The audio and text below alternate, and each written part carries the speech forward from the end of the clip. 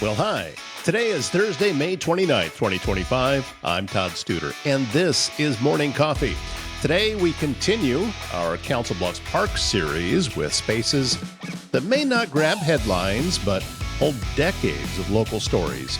These parks serve not just as places to play and relax, but as pieces of our city's historical puzzle.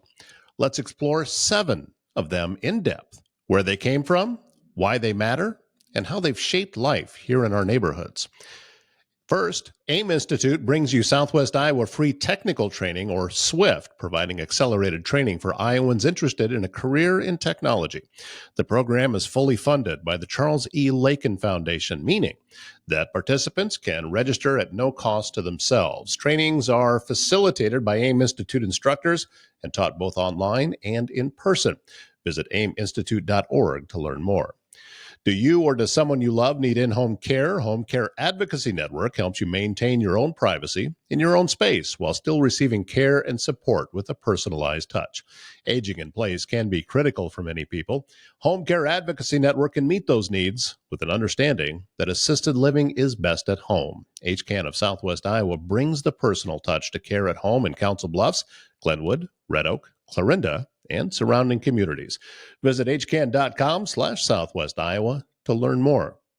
A big thank you to Bryce Taylor with GLI Insurance Group, a locally and family-owned independent insurance group that has been helping people find the best possible plan for them for over a decade. Bryce has an office just up the road from Council Bluffs in Crescent. And also, he's the founder of the Facebook group Council Bluffs Food Lovers. And with over 12,000 members, I'm guessing you may already be a part of that group. Bryce and I have been doing restaurant reviews. We have another one coming up very, very soon. Look for it right here on Morning Coffee. All right, let's jump into the parks, and again, smaller parks around Council Bluffs. We're going to begin with Westwood Park. It's located at 1200 South 35th Street. Westwood Park was established in the 1950s to meet the recreational needs of the growing West End community of Council Bluffs. At the time, families were moving into newly developed post-war housing, and the city saw the necessity of integrating green spaces into these emerging neighborhoods. The land was once open prairie, gradually transformed into ball fields and open space through community-led efforts. Throughout the decades, it hosted countless youth baseball games. I've been there for those, church picnics, and summer programs. Westwood also became a pilot location for the city's Art in the Park initiative in the 2000s, bringing sculptures and interactive installations that encouraged creativity. It stands as a reflection of both the city's recreational vision and cultural evolution. Amenities at Westwood Park include a playground, a picnic shelter, baseball and softball field, and also a soccer field. Moving on, let's learn more about Trolley Park. Trolley Park is at 3400 Avenue A. And Trolley Park traces its name and origins to the early 20th century when Council Bluffs operated a thriving electric streetcar system. The area where the park now sits served as a turnaround loop for the West End line, delivering passengers to the far edge of the city limits. When the streetcar lines were dismantled in the 1930s due to the rise of the automobile, the city retained the property. In the 1950s, the land was converted into a small pocket park. It was modest in size, but quickly adopted by local residents who remembered the days of the trolley. In 2010, the park was subtly refurbished with improved equipment and signage, paying homage to its transportation routes. Some of the amenities at Trolley Park include a playground and a shaded green space. Now, Cochran Park, located at 100 South 21st Street. It's been getting a lot of headlines lately. Named after Addison Cochran, a former mayor of Council Bluffs and Mexican-American war veteran, Cochran Park honors an historical figure tied deeply to local leadership. The park was created in the mid-20th century as part of a broader city effort to create structured recreation for underserved neighborhoods. In the early years, Cochran Park included little more than a ball field and some benches, but it quickly became a hub for community interaction. Through the 1970s and 80s, the park saw steady upgrades, including the addition of basketball courts and playgrounds. In 2023, a partnership with PowerTech helped finance a full playground replacement and accessibility improvements, allowing it to continue serving future generations.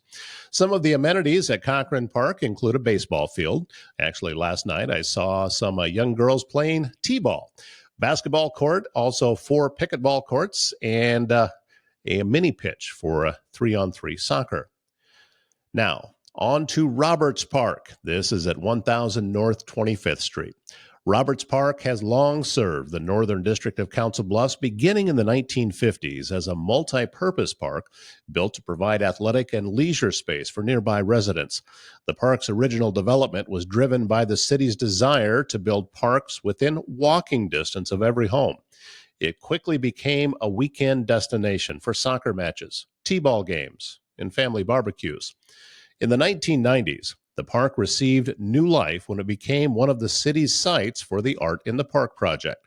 This added color and sculpture to a location that had primarily been seen as utilitarian. The installation sparked renewed neighborhood pride and brought local students into the park for art field trips and youth cleanup days. Some of the amenities at Roberts Park include a playground, a picnic shelter, baseball and softball field, and a soccer field. Now, Bonson Park at 1720 Avenue L. Bonson Park was established in the 1970s and named for the Bonson family, who were early residents and civic contributors in the west central neighborhoods of Council Bluffs. The land was formerly a vacant residential lot that the city converted into a neighborhood park in response to resident petitions. From the start, the park was intended to serve the surrounding blocks, compact, cozy, and inviting. It became a destination for young children and their caregivers, often hosting impromptu playgroups and family birthday parties. Its modest footprint has allowed it to retain a quiet, local feel, where visitors often know each other by name. Some of the amenities at Bonson Park include a playground, a swing set, and a shaded seating area. Now, Stern Hill Park, located at 1031 North 8th Street. Stern Hill Park was built in the mid-20th century during a wave of infrastructure investment by Council Bluffs. Located in an historically blue-collar neighborhood, it was created with input from local families and laborers who helped construct it. The park has always been a place of grassroots community. It has hosted neighborhood potlucks, church picnics, and Little League soccer. In recent years, Stern Hill became one of several parks to include public art installations, allowing it to serve as a space not only for play, but for cultural expression. The sculptures and murals were chosen in collaboration with local artists and school children, anchoring it more deeply in the community's identity. Some of the amenities at Stern Hill Park include a playground, a picnic shelter, horseshoe pits, and a soccer field. And now, Kern Park, located just off of 5th Avenue, close to Glen Avenue. Kern Park is named for longtime educator C.G. Kern. The park was originally developed as an athletic complex. In its early days, it hosted not only school events, but also community races, 4th of July celebrations, and marching band contests.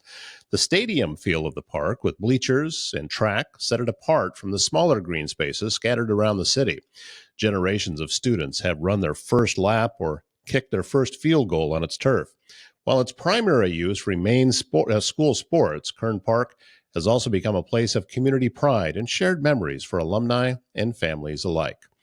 Amenities include an athletic field, a track, and bleacher seating. That's just 7 of the many parks that we have here around Council Bluffs with a little bit of history attached to them. Unlock your potential with the Best Wrestlers camps. Whether you're looking for an intensive day camp, a focused weekend camp, or the ultimate challenge of the best 20-day camp, they have something for everyone. Day camps, perfect for beginners. Weekend camps take a little bit of a deeper dive for wrestlers who want more intensive training. And their flagship summer camp, 20-day best camp, features 50 practices, drawing young athletes from across the country. Learn more at thebestwrestler.com.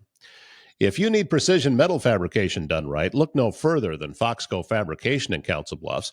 From custom welding to large-scale manufacturing, they bring your ideas to life with expert craftsmanship and cutting-edge technology. Whether it's industrial, commercial, or custom fabrication, they get the job done on time and built to last.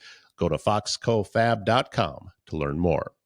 And if you're feeling stuck in uncertainty, conflict, or miscommunication, The Spiral of Accountability by Carol Horner is your guide to breaking free from the fog that clouds decision making and relationships.